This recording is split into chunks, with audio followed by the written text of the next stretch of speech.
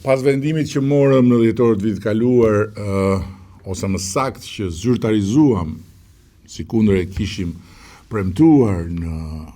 fushatën tonë elektorale për të arritur pagën minimale nga 40.000 në 5.000 lekë,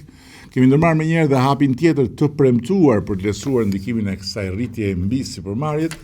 duke marrë përsipër të paguajmë të gjithë koston e shtuar të sigurimeve për punonjësit për një periudhë 9 mujore. Dhe kjo gjë është zhvullosur në mbledhjen e fundit të qeverisë, ku është miratuar kompensimi financiar i kontributeve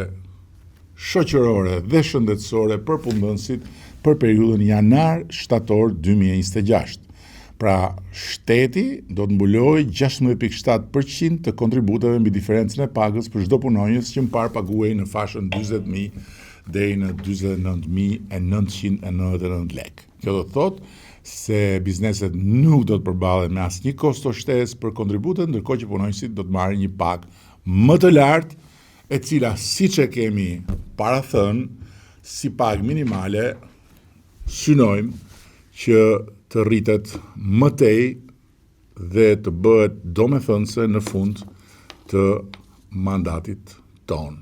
Qëllimi është i qartë, ruajtja e stabilitetit ekonomik, mbrojtja e vendeve të punës, parandalimi i çdo tentative për informalitet mbi normën, ndërkohë që luftojmë me normën,